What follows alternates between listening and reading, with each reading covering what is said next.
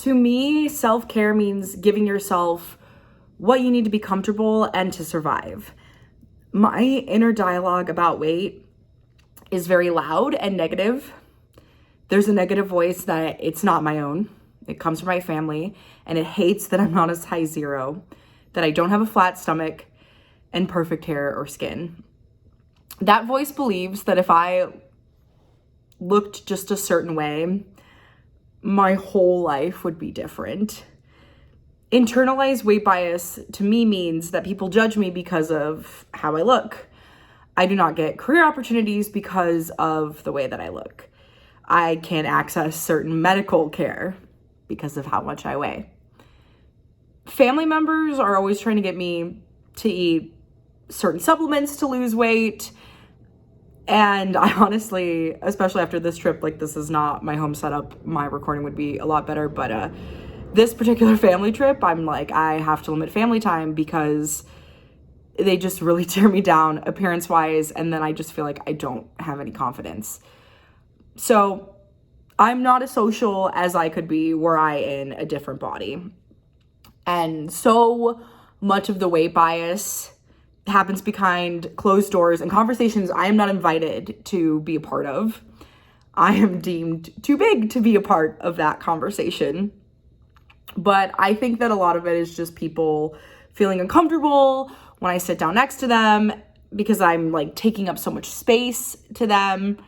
I had Anan assume that my weight was all in an unhealthy area, and I literally like just had her feel the part of my area that she thought was fat, which is actually like my only ab, my starter ab pack from all those workouts I did once, like nothing else. My lower stomach is like all flabby, and I just had to have her feel it because I felt like she was just not going to shut up about how I should go on this supplement to lose weight, and no matter what diet I've tried has just made me look worse.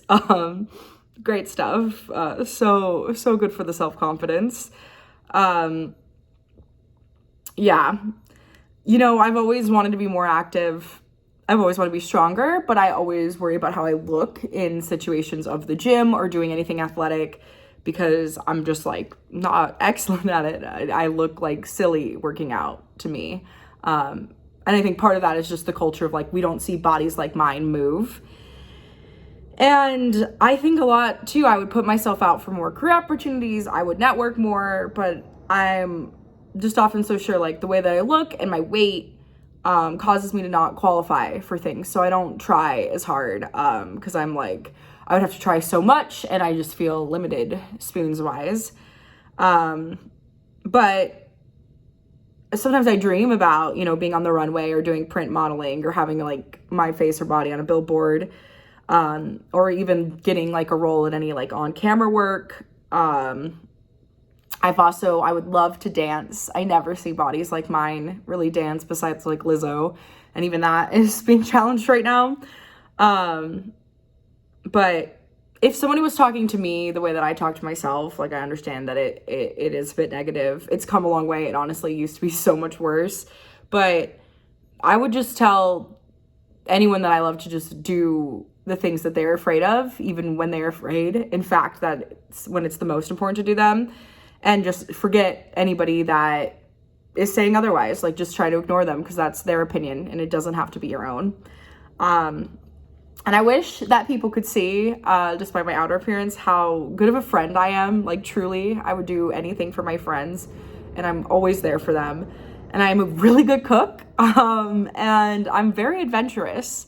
And I think people often think that I'm cautious. I'm going to just take off my glasses so you can see. I don't necessarily need them. Like I said, I'm traveling. But yeah, thank you for this documentary. Sorry it's a bit late.